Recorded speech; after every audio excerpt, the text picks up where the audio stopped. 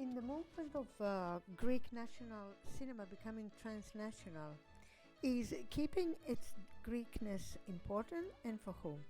For a good number of years, mainly throughout the whole 20th century, nationality in Greek cinema was either connected with the political thesis and stance against the imperialist approach and model, which specifically meant Hollywood, or it imitated styles and genres from abroad that were effective commercially. The study of the nation and the search of Greekness alone led to studying films that were isolated in their reference of being only Greek and were directed towards an audience with a clear national Greek identity. At the antipode of this, more recently, has been given emphasis to the transnational character, meaning a search for the common, the shared, the interchangeable, allowing the national to refashion itself and gain flexibility and permeability.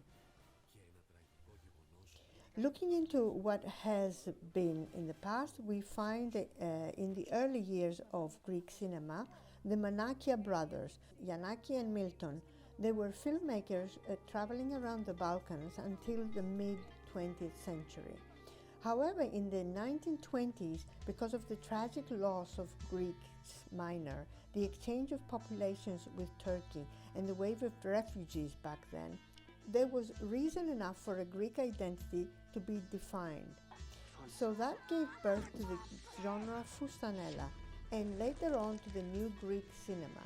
However, the so-called New Greek cinema was far from Greek, borrowing bourgeois ideologies and corrupting the authentic Greekness.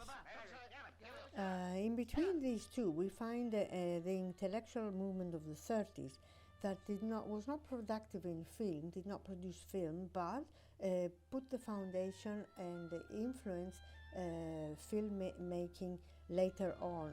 So we have Angelopoulos in the 70s, who makes the step from new to contemporary Greek cinema and also art house cinema, and connects Greece to the rest of the world, as he is not imitating the West and he is not kept within the narrow limits of Greece.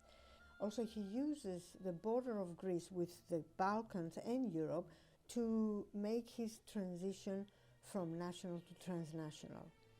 After Angelopoulos, in the early 2000s, appears a cultural trend which is marked by a vision of irony over the existing, criticizing in this way mainly established ethics in Greek society. At the current moment, there is a multitude of genres, styles and themes running through the spectrum of Greek art house cinema. But it is very difficult to define a clear direction that has a homogeneity, let alone a Greekness in that direction.